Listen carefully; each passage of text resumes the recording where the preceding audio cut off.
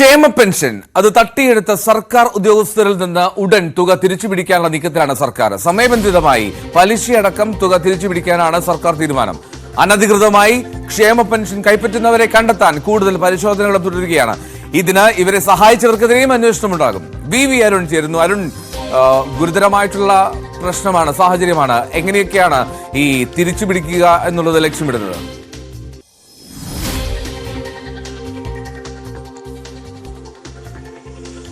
എന്തോ സംസ്ഥാന സർക്കാർ കടുത്ത സാമ്പത്തിക പ്രതിസന്ധിയിലാണ്. ക്ഷേമ പെൻഷനാണ് ഏറ്റവും വലിയ ഭരണ നേട്ടങ്ങളിലൊന്ന്, ക്ഷേമ പ്രവർത്തനങ്ങളുടെ നേട്ടങ്ങളിലൊന്നായി സംസ്ഥാന സർക്കാർ അവകാശപ്പെട്ടിരുന്നത്. അത് പിണറായി സർക്കാരിന്റെ ആദ്യ സർക്കാരും അതുപോലെ തന്നെ രണ്ടാമത്തെ സർക്കാരും വലിയ രീതിയിലുള്ള സാമ്പത്തിക പ്രതിസന്ധി വന്നതിനെ തുടർന്ന് പലപ്പോഴും ഈ ക്ഷേമ പെൻഷൻ വിതരണം തടസ്സപ്പെട്ടിരുന്നു. അത് കൃത്യമാക്കാനുള്ള ശ്രമത്തിലാണ് സർക്കാർ ഇപ്പോൾ. അതിനിടയിലാണ് ഇത്തരത്തിൽ ഗസറ്റഡ് ഓഫീസർമാർ വരെയുള്ളവർ ഈ രീതിയിൽ ക്ഷേമ പെൻഷനിൽ കൈയിട്ടുവായിരുന്നു എന്ന വിവരം പുറത്തു വരുന്നത്. നേരത്തെ തന്നെ സർക്കാരുമായി ബന്ധപ്പെട്ട് സംശയങ്ങളുണ്ടായിരുന്നു. അതുകൊണ്ട് തന്നെ എത്രയും വേഗം ഈ പെൻഷൻ 1 ലക്ഷത്തിനും മുകളിൽ വാർഷിക വരുമാന പരിധിയുള്ളവർ പെൻഷനിൽ നിന്ന് സ്വയം ഒഴിവാകണം. അതിന് സമയപരിധി സർക്കാർ നൽകിയിരുന്നു. സർക്കാർ ഉദ്യോഗസ്ഥർ ആരെങ്കിലും ഉണ്ടെങ്കിൽ അവർ പിന്മാറണമെന്നും ആവശ്യപ്പെട്ടിരുന്നു. എന്നിട്ടും കൂട്ടാക്കാതെ തുടർന്നാണ് സർക്കാർ പരിശോധന നടത്തിയത്. അത് സർക്കാർ ഉദ്യോഗസ്ഥർക്ക് പെൻഷൻ വിതരണത്തിന് സ്പാർക്ക് എന്ന സോഫ്റ്റ്വെയർ വഴിയാണ്. അതും ഈ സേവന എന്ന് പറഞ്ഞുകൊണ്ട് ഈ ക്ഷേമ പെൻഷൻ വിതരണത്തിനുള്ള ആപ്പുമുണ്ട്. ഇത് രണ്ടും ആധാർ തമ്മിൽ പരിശോധിച്ചാണ് ഇങ്ങനെ തട്ടിപ്പുകാരെ കണ്ടെത്തിയത്. ഇവരോട് ഉടൻ പണം തിരിച്ചടയ്ക്കാതെ പറയുമ്പോൾ സ്വാഭാവികമായും സർക്കാർ ശമ്പളം നൽകുന്നുണ്ട്. അതുകൊണ്ട് തന്നെ ശമ്പളം തിരിച്ചു പിടിക്കും. സർക്കാർ തവണകളായാണോ ഒറ്റത്തവണയായി പിടിക്കുമെന്ന കാര്യത്തിൽ വ്യക്തതയില്ല. പലിശ സഹിതം ഇവരിൽ നിന്ന് ഈ പണം തിരിച്ചു പിടിക്കാൻ സർക്കാർ ഉദ്യോഗസ്ഥ ആയതുകൊണ്ട് തന്നെ സർക്കാരിന് അക്കാര്യത്തിൽ കാര്യം കുറച്ചുകൂടി എളുപ്പമാണ്. അവരുടെ ശമ്പളം നൽകുമ്പോൾ അതിൽ നിന്ന് ഇത് കുറയ്ക്കാനുള്ള അവസരമുണ്ടാകും. അങ്ങനെ പണം തിരിച്ചു പിടിക്കാൻ തന്നെയാണ് സർക്കാരിന്റെ തീരുമാനം. പരിശോധന തുടരുകയാണ്. നേരത്തെ മരണപ്പെട്ടു പോയവരുടെ പേരിൽ ഇത്തരത്തിൽ ക്ഷേമ പെൻഷൻ തട്ടിച്ചിരുന്നു. അത് സർക്കാർ കണ്ടെത്തിയിരുന്നു. അതിനുശേഷം ആഡംബര ജീവിതം നയിക്കുന്ന പലരും ക്ഷേമ പെൻഷൻ എന്ന പാവങ്ങൾക്ക് വേണ്ടി സാധാരണക്കാർക്ക് വേണ്ടി സർക്കാർ കൊണ്ടുവന്ന ഈ സഹായം തട്ടിയെടുക്കാൻ ശ്രമിച്ചിരുന്നു. അവരിലും പലരെയും സർക്കാർ ഈ പട്ടികയിൽ നിന്ന് പുറത്താക്കിയിരുന്നു. ഇപ്പോൾ ഏതാണ്ട് 60 ലക്ഷത്തോളം പേരാണ് ഇത്തരത്തിൽ ക്ഷേമ പെൻഷൻ വാങ്ങുന്നത്.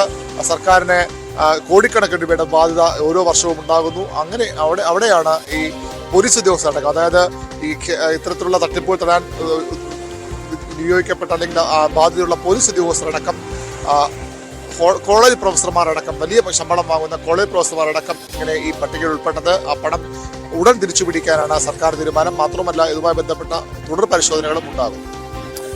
അരുൺ, ഇപ്പോൾ നമ്മുടെ ഒരു സ്ഥിരം പ്രേക്ഷക സുനിമോൾ പറയുന്ന ഈ വേലി തന്നെ വിളവ് തിന്നുന്നു, കുറുന്തോട്ടിക്കും രാധാകൃഷ്ണപിള്ളയാണ്. രാധാകൃഷ്ണപിള്ള പറയുന്നത് കുറുന്തോട്ടിക്കും വാദമാണ്, വേലി തന്നെ വിളവ് തിന്നുന്നു.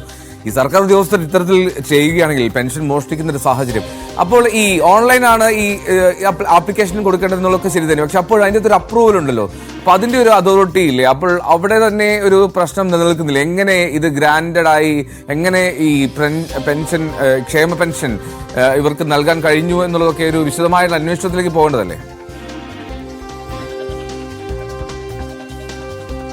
ഇതിലൊരു പ്രധാനപ്പെട്ട കാര്യം, വികലാംഗ പെൻഷനൊക്കെ നേരത്തെ നേടിയിരുന്ന ആളുകളുണ്ട്.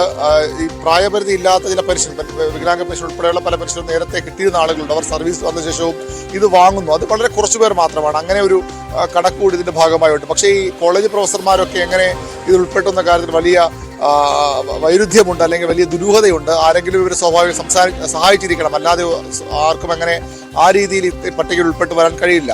കാരണം കൃത്യമായ പരിശോധനയ്ക്ക് ശേഷമാണ് ക്ഷേമ പട്ടികയിൽ ആളുകളെ ഉൾക്കൊള്ളിക്കുന്നതുമൊക്കെ. അതുകൊണ്ട് തന്നെ ആരൊക്കെ ഇവരെ സഹായിച്ചിട്ടുണ്ടോ, അനർഹമായി എങ്ങനെ കടന്നുകൂടുന്ന കാര്യത്തിലും ഒരുപക്ഷെ സർക്കാരിന്റെ അന്വേഷണം ഉണ്ടാകും. അതിൽ കുറച്ച് ആളുകൾ വികലാംഗ പെൻഷൻ ഉൾപ്പെടെയുള്ള പ്രായപരിധി നിബന്ധന ഇല്ലാത്ത പെൻഷൻ കൈപ്പറ്റുന്നവരായിരുന്നു. അവർക്കും സ്വാഭാവികമായും സർവീസിലേക്ക് വരുമ്പോൾ ശമ്പളം കിട്ടി തുടങ്ങുമ്പോൾ അവരും അതിൽ നിന്ന് ഒഴിവാകേണ്ടതാണ്. പക്ഷെ അവരും ഒഴിവായിട്ടില്ല. ഈ സർക്കാർ ചില പേരുകൾ പുറത്തുവിടാൻ പോലും മടിക്കുന്നത് ഇത്തരത്തിൽ വികലാംഗ പെൻഷൻ അടക്കമുള്ള വാങ്ങിയവരുണ്ട്. അവരെ ആരും അപമാനിക്കേണ്ട എന്ന് കരുതിയാണ്. പക്ഷേ ഇന്നലെ മന്ത്രി KN ബാലഗോപാൽ പറഞ്ഞത് ഈ പട്ടിക യഥാർത്ഥ പേരുകൾ കേട്ടാൽ ഞെട്ടിപ്പോകും. അതായത് ഉന്നത ഉദ്യോഗസ്ഥൻ അതിൻ്റെ അകത്തുണ്ട്. അതുകൊണ്ടാകാം അത്തരമൊരു സ്റ്റേറ്റ്മെന്റ് അദ്ദേഹം നടത്തുന്നത്. ഇതുവരെയും ആ പേരുകൾ പുറത്തുവിടാൻ സർക്കാർ തയ്യാറായിട്ടില്ല.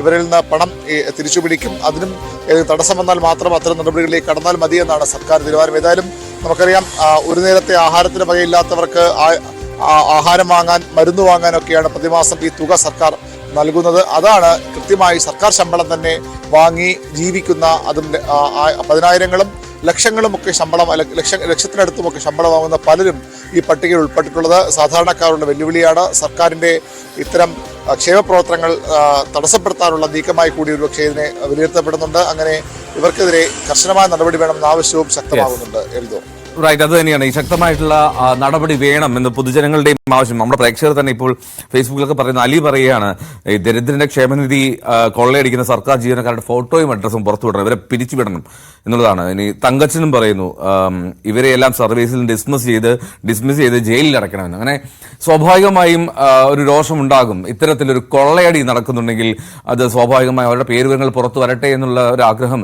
സാധാരണക്കാരുണ്ടാകുമ്പോൾ എങ്ങനെ കുറ്റം പറയാനാണ്?